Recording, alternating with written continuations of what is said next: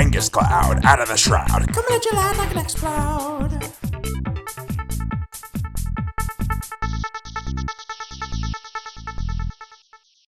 Hello friends, KangasCloud here, and I'm back with another Pokemon Wi-Fi battle.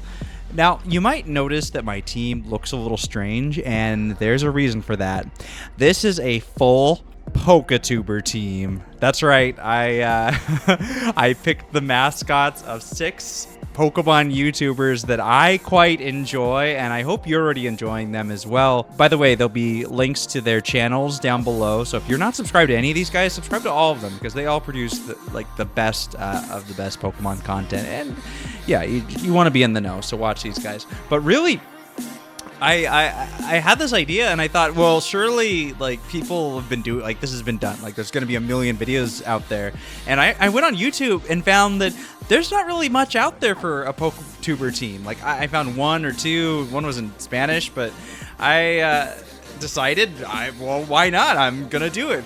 So as you can see, what I ended up with was Sylveon, Regirock, Miltank, Scrafty, a Metagross, and a Delibird. If you don't know what those mascots are, you'll see throughout the video, but go ahead and take a guess right now. And this was versus passerbyers, so just random battles. I didn't really know what I was going to come into, and trust me, I had a lot of losses and actually a decent amount of wins too. This was probably the most fun battle that I had, so that's why I went ahead and uploaded this one. But you'll see my opponent is bringing Garchomp, Bisharp, what I'm guessing is a Mega Pinsir, and a Rotom, Hitmontop, that's right, and Ferrothorn. So some definite threats to my team right away. But anyway, just watch, see how it all turned out. Now, going into this battle, I actually made a mistake. I forgot to take a picture of the opponent's team or write it down, which is something I normally do, so I'm playing a little bit blind here, but that's okay. You'll see, it turns out to be fun anyway. So I kind of predicted that Ferrothorn would lead, though, and I decided to do something tricky. I led with Tricky Wee the Sylveon, and this is actually a Choice Spec Sylveon with Hidden Power Fire.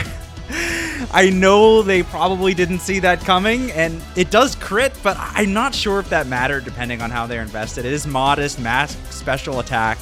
But anyway, after the Ferrothorn falls, which I'm very happy about, I go ahead and switch out Sylveon right there into Nips, the Regirock. Look, it's Nips! Now, I know this Regirock, it's max defense, and it's going to be able to take anything this Pinsir throws at it, even Mega. I was kind of hoping they weren't going to go for an Earthquake or close combat the first turn, and as you'll see, they didn't. They went for the return, which is very nice for me. Nips is eating that up. He's a hungry guy, isn't he? A little bit hungry. But anyway, I actually predicted a switch here, as you'll see. So where I could have probably just killed this thing with a Stone Edge or slowed it down with a Thunder Wave, I went for the Stealth Rocks. But, you know, Nips throwing rocks everywhere. That's a thing. So this next turn, I guess I do misplay here. I could have just gone for the Stone Edge and killed it now, but they do switch out this time. I guess maybe predicting that, and as they switch, I go for the Thunder Wave. They switch in this little washing machine, and it's not going to work because it's electric. So Nips tried, or I should say I tried to make Nips try, but it didn't work. And at this point, I don't really have anything to switch into this Rotom, so I'm sorry, Nips, but you gotta go bye-bye. And I actually, to be honest, I slightly predicted a Will-O-Wisp or hoping for a Volt Switch or something, but Nips just falls. But he did his work. He went in there and scared a bug away, so, you know, you did good, Nips. At this point, I go into Callum the Scrafty. Obviously an homage to Hoodlum Scrafty himself. And this is an interesting set. It is an Amnesia, Dragon Dance, Drain Punch knockoff set. So the idea is that you Amnesia to take a special hit, you Dragon Dance to raise the attack and the speed, so maybe you can get more special defense boost with Amnesia, and then Drain Punch to get that HP back that you might be taking in the or they might be taking away in the meantime. And it also has Shed Skin, but as you'll see, I don't get very lucky with Shed Skin. It has like I think a 1 in 3 chance every turn of healing your status, but Scrafty here stays his burn a few more turns than I'd want it.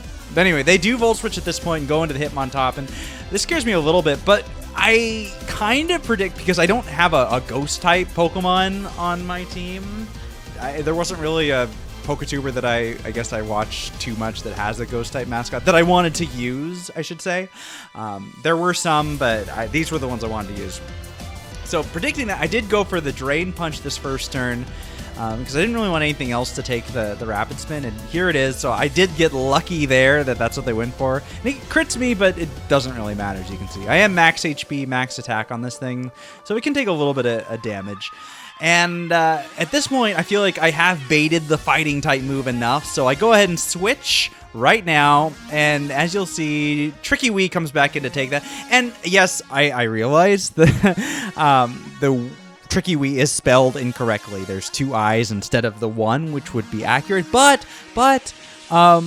this is an homage, not a duplicate. So it's not the real Tricky Wee, obviously. This is the little sister of Tricky Wee. How about that? And actually, I've just had this Sylveon a long time, so I didn't have a chance to change it because I had it from the last game. Anyway, they go ahead and switch in Bisharp.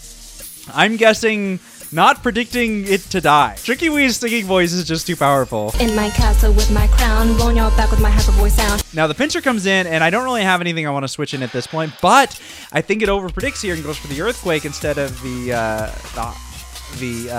return, which probably would have finished me off. Probably predicting my Metagross, but Tricky Wee is putting in work. I think that's the 3rd kill this thing. Shelby, why are you so strong? But anyway, at this point, I know I don't have anything that wants to come in on this, and that fake out doesn't even finish me off. So, yeah, strong in both ways. You know, if there's an MVP of this match right now at this point, it's probably Tricky Wee. Kudos. Like I said before, go subscribe to these guys.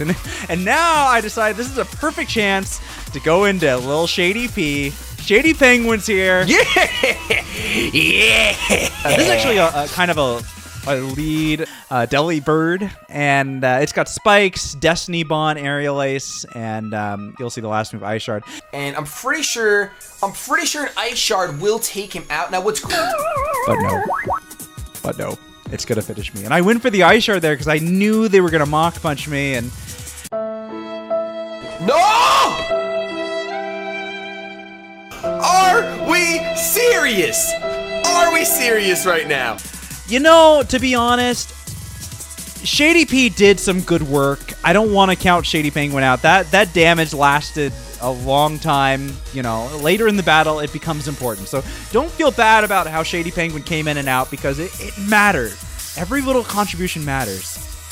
Okay, but anyway, I go into Lord MB the Metagross. Now, this is probably... Yo, what is poppin', everybody? Most random set. Okay, let's talk about this. This is a fully defensive Metagross. Max special defense, max HP, and it has Iron Defense, Meteor Mash, Rest, and Sleep Talk. So, as you'll see, yeah, I think I'm kind of trolling them right now, and I felt like this was I wanted to have kind of an interesting set to be an homage to the Lord MB. Ooh, interesting. I like that. The only threat to this set is possible crits, and which you'll see I don't get any. And I'm pretty sure right now they're probably wondering what's going on as I raise my defense and rest. But this guard jump is just gonna keep going at it. Now, of course, to be fair, if they'd gotten a crit any one of these turns, it would have been all over. But I'm just gonna sit in here and just kind of be here. And the Sleep Talk goes off, and the first turn I do get the Meteor Mash, which is very nice. Now the idea here, obviously, is to raise my defenses, and then on the Meteor Mash, hopefully raise the attack, so I become a threat in all different ways. Now, they're going to go ahead and send in the Rotom, not wanting to take too much damage on that Guard Chomp, which is pretty understandable. And I'm going to go for the Sleep Talk again. Now, I get the Iron Defense again, which is good. I did kind of learn that through other battles that I had before this one that this Metagross can kind of 1v1 a Rotom. I mean, the Meteor Mash isn't very effective, but after a few attack boosts, I can really take it out. And one thing I like to do with this versus the Rotom is to stall out those Hydro Pumps, because usually that's what it does to hit me, and obviously they miss too. Trust me, I had a lot of fun with Lord MV here. And yeah, you'll see it doesn't do much, but the thing is, I have a chance for raising my attack every turn. And all this Rotom can do is hit me in the face with water. You'll see that basically gave me a little shower. I mean, was there damage? I'm not entirely sure. I think we'll have to rewind the tape on that one. But anyway, I'm just going to sit in here. I'm just going to keep knocking away at this thing as it tries to knock away at me. And at this point, I don't really know that I want to imagine their face, because they're just, the struggle is real right now. They're trying so hard to take this thing out. And I'll be honest, there's a lot of battles I had before this one where I just swept through entire teams just with this Mega Metagross if they didn't really have anything to hit it with. Now the thing is here, what I decided to do, you might think it's kind of bad, but I didn't really want to sit in here and just stall out all of the Rotom's moves. I would have gotten bored if I'd done that. So I figure I'll just get as much damage as I can right now off this thing. And if at some point they have, you know, rest or something themselves, which I don't see them having since they have the leftovers, I'll rest too. But I'm okay with letting MV fall. He really did the work I wanted him to do. I didn't really want to play a Switch game right there, or rest, or anyway, I'm not about that life. So I let MV fall, and I go into Callum once again, and this is where some interesting things kind of happen. Now I go for the Amnesia. I know this is defensive, and I do outspeed this thing, which is crazy to me. And it goes for the Volt Switch, which I actually didn't see coming. I thought they were gonna stay in, which I guess makes sense since they do have that Hitmontop in the back. Now this is where it gets a little bit interesting. This is obviously a threat to me, and at this point, since I let most of my checks fall, or my defensive walls fall, I can't really switch out. Now they go for the fake out, obviously to get a little bit more burn damage on me, but with the leftovers, it's going to kind of cancel it out, and it gives me a turn to heal the burn, which I am very happy about. Now, this is where I'm a little bit surprised that they didn't actually go for the Mach Punch to finish me off. And the reason I'm guessing is maybe they thought it wouldn't kill, and maybe it wouldn't. I never ran calcs on that, but I do get to finish this Hitmontop off, which is great for me.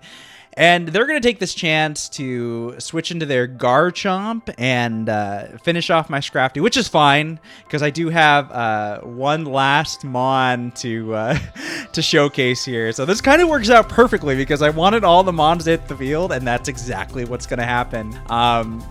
Now, I bring out Hi Joey. So hi Joey, how are you today? Yo, what's up guys? You got Pokeaim here. The Miltank, and this is a Choice Scarf Miltank, and I'm just gonna hit everything with my Choice Scarf body.